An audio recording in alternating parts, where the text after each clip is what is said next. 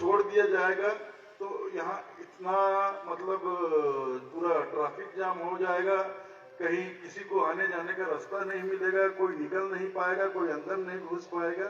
तो इससे इस बात से इनकार नहीं किया जा सकता कि ऐसी स्थिति में कोई अप्रिय घटना हो जाए, भगदड़ हो जाए, भीड़ भाड़ में कोई दब जाए, तो हम बिल्कुल नहीं चाहेंगे।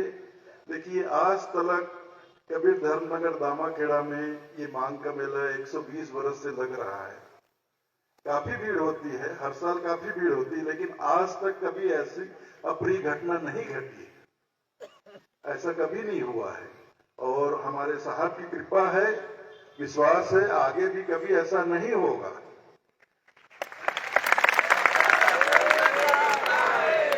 और ये तभी नहीं होगा जब आप हम सबका एक साथ इस कार्य के लिए सहयोग रहेगा, तब।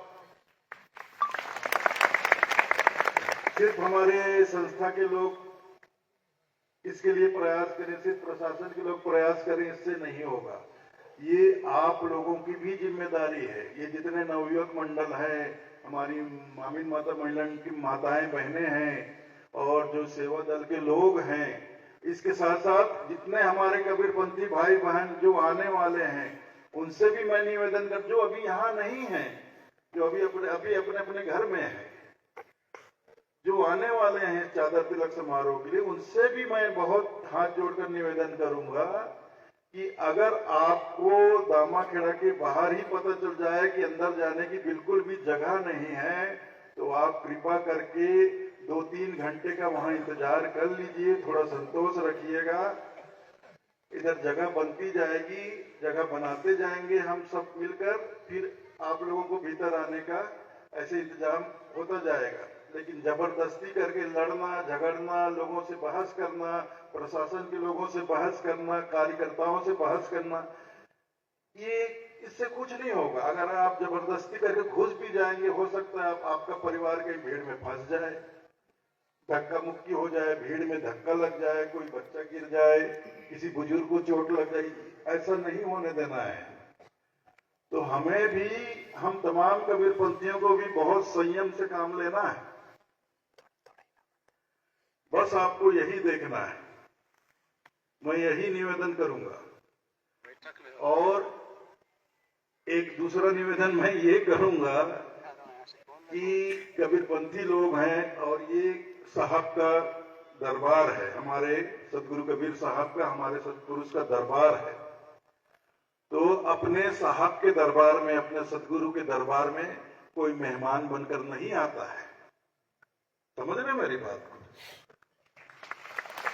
कोई मेहमान बनकर नहीं आता है, साहब के दरबार में सेवक बनकर ही जाया जाता है। अपने हृदय में सेवा भाव, जब भी साहब के दरबार में आप जाओ तो मन में सेवा भाव लेकर ही जाओ। ये भाव लेकर मत जाओ कि मैं मेहमान के तौर पे जा रहा हूँ। यहाँ आप किसी की बारात में नहीं आ रहे हैं, शादी ब्याह में नहीं आ रहे हैं, किसी पार्टी में नहीं आ रहे हैं आप। ये विशुद्ध 100% कबीर पंथ का कार्य है। यह जो समारोह है, ये कबीर पंथ का कार्य है। हम सब कबीर पंथी हैं, तो हम सब, आप ये भी मत समझिए कि प्रकाश मुनि नाम साहब तो आचार्य, उनका तो बहुत ऊपर का दर्जा, कुछ नहीं। ये ऊपर का नीचे का दर्जा सिर्फ व्यवस्था के लिए होता है, सिर्फ व्यवस्था के लिए होता है। जैसे आप कबीरपंथी हैं, साहब के सेवक हैं, वैसे ही मैं भी एक छोटा सा कबीरपंथी हूं और साहब के चरणों का दास हूं। लेकिन सिर्फ व्यवस्था के नाम से कोई इधर बैठता है, कोई उधर बैठता है, कोई ऊपर बैठता है, कोई नीचे बैठता है। ये सिर्फ व्यवस्था के हिसाब से ऊपर नीचे का, आजू बाजू का खेल होता है। लेकिन हम हैं सब एक ही, साहब एक ही है, हमारे सदगुरु एक ही, और हम सब उनके सेवक हैं, उनके चरणों के दास हैं, जितने भी कबीरपंथी हैं। और ये जो मैं कुर्सी पर यहाँ सामने बैठा हूँ, बोल रहा हूँ, आप लोग नीचे बैठे सुन रहे, ये सिर्फ व्यवस्था के तहत है। इसलिए नहीं कि मैं कोई बड़ी पदवी पर, ऊंचे पद पर हूँ, या मतलब नीचे हो ऊपर हो, ये ऊंच नीच भेदभाव कुछ नहीं कबीरपंथ में। तो ये आप लोग कभी मत सोचिएगा कि मुझे पीछे बैठा दिया, कि मुझे बाजू कर दिया गया, कि मुझे नीचे बैठा दिया, कि वो ऊपर बैठ गए।